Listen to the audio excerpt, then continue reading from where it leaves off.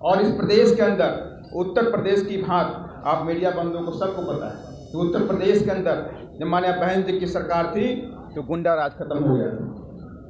उसी तरह का राज्य कानून के द्वारा कानून का राज स्थापित करने की पहल माननीय बहन जी के निर्देश में बिहार में किया जाएगा और इसके लिए बिहार की जनता को आगे आना पड़ेगा। बहुत लूटा गया बिहार की जनता को, गरीबों को, दलितों को, पिछड़ों को, आदिवासियों को। उनके वोट तो लिए गए लेकिन उनको उनके उत्थान के लिए कोई काम नहीं किया। आपने देखा भी अभी कि कोरोना काल हुआ, कोरोना काल के अंदर लाखों लाख हमारे मजदूर, हमारे गरीब लोग जो दूसरे प्रदेशों में रह करके इस देश के विकास के लिए काम करते हैं, और जब कोरोना शुरू हुआ और जो आज वो सरकारें लंबी लंबी बातें करते हैं कि हम पैकेज देंगे 1000 करोड़ 2000 करोड़ का पैकेज देते हैं, ऐसी सरकारों ने बिहार की जनता, बिहार के बच्चों को 2 रोटी का पैकेट भी मुहैया नहीं करा पाए सकते। 2 रोटी का पैकेट मुहैया नहीं करा पाए सकते और रास्ते पे आए तो उन्हें मार खाना पड़ा, लाठियां खानी पड़ी, कहीं ट्रेन ने काटा, कहीं बस ने रौंद दिया, लेकिन कहीं भी किसी भी सरकार के कान में जूं नहीं लगी साथियों। ये वक्त आ गया साथियों आप लोगों के पास, कम से कम आपके पास एक नया विकल्प हो रहा है जो इस प्रदेश को नई गति देगा। और सैकड़ों जो 50 साल से यहाँ पर भ्रष्टाचार, करप्शन आदि चीजें फैली हुई थी उसका अंत करेगा साथियों। और इसका आप एग्जाम्पल पे देख सकते हैं कि उत्तर प्रदेश में जब माननीय बहन जब मुख्यमंत्री थी तो उनके कार्यकाल के अंदर उत्तर प्रदेश ने विकास किया, स्कूल खोले गए, यूनिवर्सिटी खोली गई, करोड़ों लोगों को वहाँ पे रोजगार दिया गया। उस तरह के सारे विकास हमारा गठबंधन जो है बिहार के अंदर करेगा साथियों। यही बातों के साथ मैं परिवार को जानता हूँ। और हम नीतीश कुमार जी कंपटीशन कर रहे हैं, उनको 15 नंबर था तो आपको 17 नंबर 30 नंबर आपने नहीं हासिल किया। तो आज यही स्थिति है, इसलिए जनता चाहती है, आम लोगों में इस बात को लेकर बड़ी बेचैनी की स्थिति है कि आखिर क्या करें। मुक्ति चाहिए, लेकिन मुक्ति चाहिए तो पुराना 15 साल की ओर नहीं लौटना है या जनता चाहती है। और इन्हीं बातों को ध्यान में रखते हुए हमने महसूस किया कि एक नया विकल्प, बेहतर विकल्प बिहार की जनता के सामने देना चाहिए। और जो बेहतर विकल्प की हम बात करने के लिए यहाँ इकट्ठा हुए हैं, इसमें तत्काल बहुजन समाज पार्टी मायावती जी के आशीर्वाद के साथ और मेरे बगल में बैठे हुए जनवादी पार्टी सोशलिस्ट, हम सब लोग आज एक साथ मिलकर गठबंधन बनाने का हमने फैसला किया है और इस हिसाब से हम लोग आगे चलेंगे। बाकी बहुजन समाज पार्टी के नेता और दूसरे नेता बोलेंगे। सिर्फ एक बात मैं कहना चाहता हूँ, अब की बार शिक्षा वाली सरकार, अगर चाहिए रोजी रोटी और रोजगार तो अब की बार शिक्षा वाली सरकार। इन्हीं नारों के साथ हम चुनाव में जाएंगे। पढ़ाई, दवाई, कमाई, सिंचाई, सुनवाई और कार्रवाई, इन्हीं मुद्दों के आधार पे चुनाव में हम जाएंगे और नया बिहार बेहतर विकल्प के साथ हम बनाना चाहते हैं। 15 साल से भी मुक्ति, 15 साल पुराना से भी मुक्ति, 30 साल में बिहार रसातल में पहुंचा।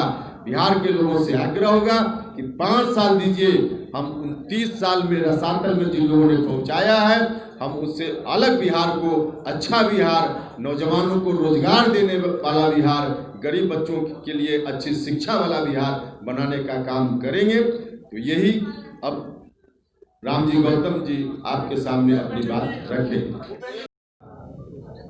मेरी पार्टी की मीटिंग थी 4-5 दिन पहले 24 तारीख को। उस दिन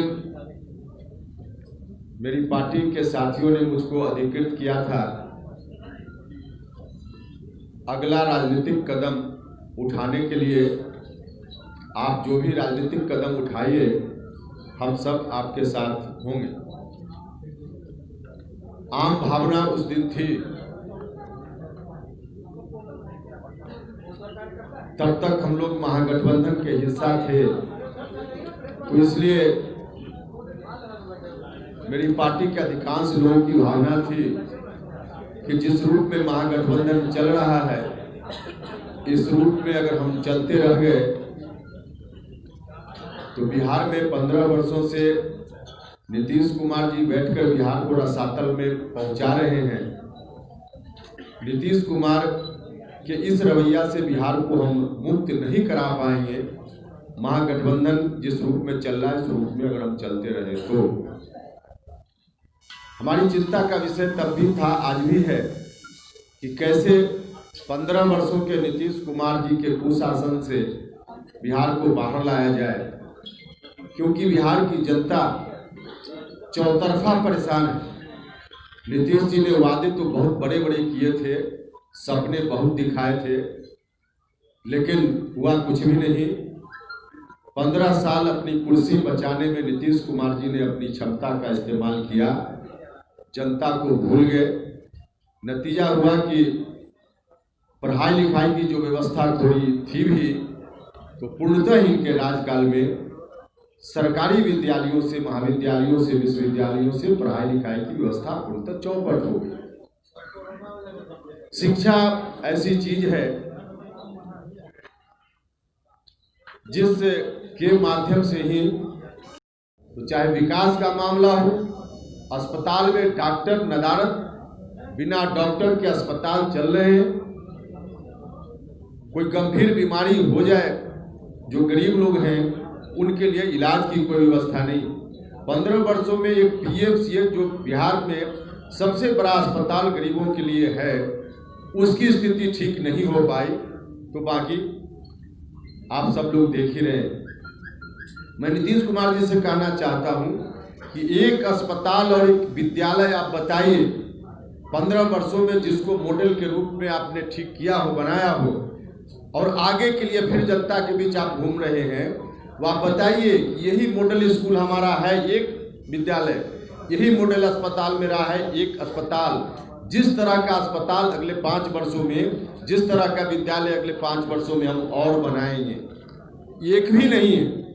हर मोर्चा पर लॉ एंड ऑर्डर का भी वही सिचुएशन है। हर तरफ हत्या, महिलाओं के साथ बलात्कार की घटनाएं, खास करके जो दलित लोग हैं, कमजोर लोग हैं, उपेक्षित वंचित लोग हैं, अति पिछड़ा समाज के लोगों के साथ उसी तरह का अत्याचार चौतरफा। तो दोनों कुल मिला जुला कर पहले वाले 15 साल और बाद वाले 15 साल वाले जो हैं, दोनों एक ही सिक्के के 2 पहलू बनकर रह गए हैं। बिहार की जनता, हमने कहा कि हम नीतीश कुमार जी से बिहार को मुक्त कराना चाहते हैं, और इसके लिए हमने कोशिश की महागठबंधन में कि महागठबंधन रास्ता बदले, नेतृत्व बदले, तब हम उस पर विचार कर सकते हैं। क्योंकि वर्तमान नेतृत्व के रहते हुए हम जब शिक्षा की बात करते हैं, तो आज जो शिक्षा की स्थिति है, आज युवा पीढ़ी के लोग देख रहे हैं। 15 साल पहले बहुत सारे लोग, बच्चे होंगे, नहीं देख रहे होंगे, लेकिन उसका सीधा क्या कुछ उसकी जानकारी हमने आपको दी। और लोग भी आएंगे तो हम उनका स्वागत करेंगे, लेकिन जब जो लोग आएंगे तब उसकी जानकारी हम आपको देंगे। हमने कहा कि राष्ट्रीय जनता दल अपना नेतृत्व बदले, क्योंकि कैसे हम बिहार के गरीब लोगों को इस बात का भरोसा दिला पाएंगे कि आपके बच्चों के लिए हम अच्छी शिक्षा की व्यवस्था करेंगे, अगर हमारा मुखिया, हमारा नेतृत्व करता खुद ही मैट्रिक पास न हो। तो कुल मिला जुलाकर और इस वजह से उनके यहाँ कोई सोच ही नहीं थी कि कैसे बिहार बढ़े। तो स्वाभाविक रूप से मुझको निर्णय लेना था। मेरे बनने की लड़ाई थी, मुख्यमंत्री बनने की, बिहार का मुखिया बनने की लड़ाई नहीं थी।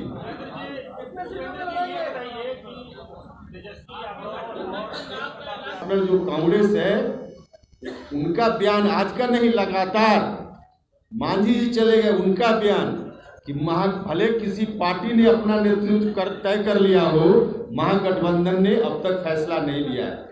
और यह स्थिति थी और इसलिए मुझको लगता था कि महागठबंधन बैठेगा तो निश्चित रूप से इस बात पर विमर्श होगा, लेकिन अंत में हुआ कि नहीं, इस बात पर कोई विमर्श नहीं होना है, तब मुझको निर्णय लेना पड़ा। समंदर में उतार दिया है, अब उस पार हमको जाना है, तो लहरों से डरकर कभी नौका पार नहीं होती और कोशिश करने वालों की कभी हार नहीं होती। लेकिन अब जिन लोगों को लहर से डर लगना है, तो हम तो अभी भी कहते हैं कि भाई अब हमने जब उतार दिया है तो हर्ट जरा जांच करवा ले, जिनका हर्ट मजबूत हो तो मेरे साथ नाव पर चले, उस पार पहुंचेंगे, और जिनका कमजोर हो तो उतर जाए। तो कमजोर जिनका है लोग उतर रहे हैं, इससे ज्यादा मुझे सामने है। बिहार का मुख्यमंत्री अपने दोनों बेटों को मैट्रिक भी पास नहीं करा पाए, यही शिक्षा की व्यवस्था उस वक्त थी। तो उससे मुक्ति के लिए हम चाहते थे कि परिवर्तन थोड़ा अपने में राष्ट्रीय जनता दल करे, लेकिन राष्ट्रीय जनता दल आज की तारीख में आम लोगों के बीच यह चर्चा का विषय है कि दोनों तरफ भारतीय जनता पार्टी की राजनीति चल रही है। नीतीश कुमार जी के साथ तो भारतीय जनता पार्टी है ही, यहाँ भी भारतीय जनता पार्टी की राजनीति एनडीए में, और उधर महागठबंधन में भी किसी न किसी रूप में डायरेक्ट या इनडायरेक्ट भारतीय जनता पार्टी महागठबंधन की राजनीति को भी कंट्रोल कर रही है, प्रभावित कर रही है। वरना राष्ट्रीय जनता दल इस तरह से नहीं चलता जिस तरह से चल रहा है। आम लोगों में चर्चा है कि भारतीय जनता पार्टी और राष्ट्रीय जनता दल के नेतृत्व के बीच कुछ न कुछ है मामला, जिसके चलते राष्ट्रीय जनता दल इस रूप में तमाम जो उनके साथ सहयोगी लोग थे, जितन राम मांझी जी के साथ, बाकी और जनता के साथ, तो इनका यही रवैया चल रहा है। आज की तारीख में जरूरत इस बात की है कि दोनों गठबंधन से अलग बिहार की जनता आज नया विकल्प चाहती है, नया विकल्प चाहती है। नीतीश जी से मुक्ति चाहती है, लेकिन राष्ट्रीय जनता दल के नेतृत्व के साथ या पिछला जो 15 साल था वहां जनता फिर से वापस नहीं होना चाहती। और यही कारण है कि नीतीश जी ने जब कुछ नहीं किया तो आज अपनी उपलब्धि की चर्चा जनता के बीच करने नहीं जा रहे। 15 साल क्या था, इसको सामने लाकर फिर से गद्दी पर आना चाहते। देखिए, नीतीश कुमार जी तो उस तरह का बर्ताव कर रहे हैं जैसे 30 नंबर लाकर कोई विद्यार्थी पास कर की तकदीर बदल सकती है। अच्छी शिक्षा होगी, बेहतर शिक्षा होगी तो बेहतर इंसान बनेंगे। नौजवानों को भी अच्छा रोजगार तभी मिलेगा जब शिक्षा बेहतर उनको मिल पाएगी। तो नौजवान जो हमारे बिहार के रोजी रोटी की तलाश में दूसरे राज्यों में भटकते रहते हैं, दर दर की ठोकर खाते हैं, 5,000 रुपया की नौकरी उनको नहीं मिल पाती है, उसके पीछे भी बड़ा कारण है शिक्षा, अच्छी शिक्षा का बिहार में नहीं होना।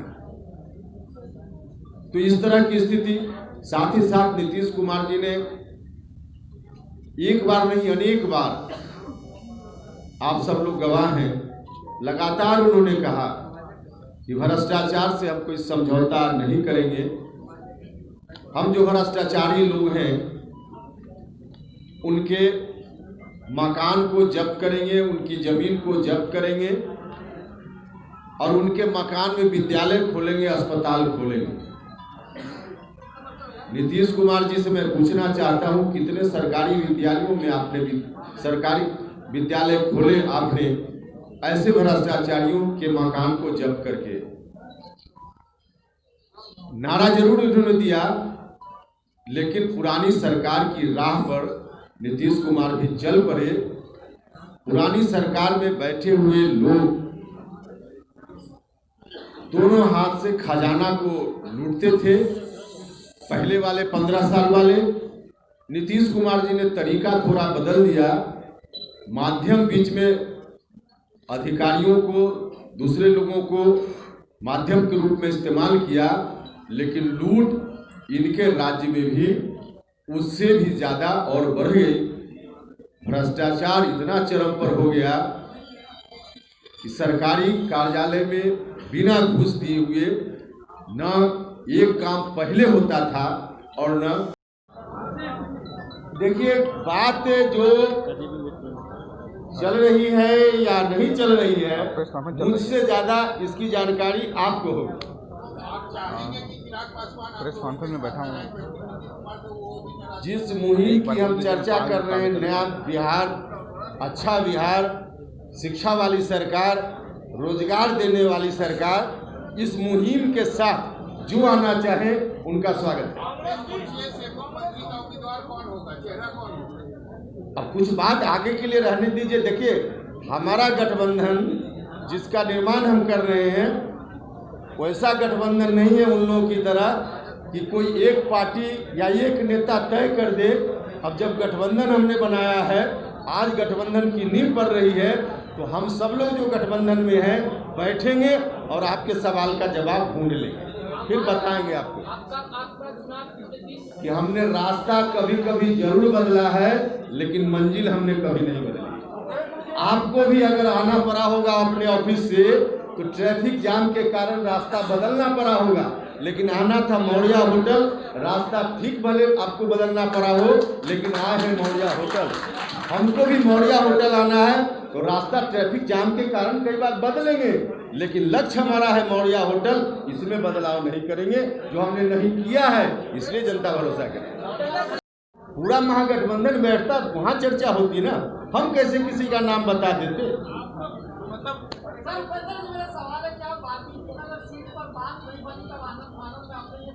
माफ कीजिएगा, वाल्मीकि नगर की बात कहाँ से आई? आप जहाँ खड़े हैं वहाँ से आई। वाल्मीकि नगर की बात कहाँ से कट गई? आप जहाँ खड़े हैं वहाँ से कट गई। मेरे यहाँ वाल्मीकि नगर की बात न आई, न वाल्मीकि नगर की बात कटी, आपके तरफ से आई और आप ही की ओर से कटी। था ना, लोकसभा का चुनाव था ना। ये बताइए कि जो मोर्चा है आपका, वो कितने सीटों पर चुनाव लड़ेगा? 243 सीटों पर, बिहार में सभी सीटों पर। और चुनाव के बाद किसको समर्थन? देखिए, हम खुद जो गठबंधन हमारा बन रहा है, इसकी सरकार बनाएंगे हम। इसके लिए हमने गठबंधन बनाया। हमने जनरल कहा ना कि हमारा जो है बिहार बेहतर बिहार बने, अच्छा बिहार बने, गरीब बच्चों के भविष्य को बढ़िया बनाने वाला बिहार बने। इन बातों को ध्यान में रखकर कोई भी हमारे साथ आएंगे, हम उनका स्वागत करेंगे। बाकी चीज फिर बताएंगे आपको, गठबंधन का नाम वगैरह जो भी सवाल। सबसे पहले तो आप सभी का स्वागत है, और आपके अतिरिक्त इस संवाददाता सम्मेलन में राष्ट्रीय लोक समता पार्टी के अतिरिक्त कुछ दूसरे दलों के भी नेता साथी उपस्थित हैं। उनमें से जो प्रमुख नेता हैं, उनके बारे में मैं परिचय के तौर पे पहले आपको बताना चाहता हूँ। मेरे बगल में दाहिनी ओर रामजी सिंह गौतम जी हैं, जो बहुजन समाज पार्टी के बिहार में इंचार्ज हैं। रामजी सिंह गौतम जी बहुजन समाज पार्टी के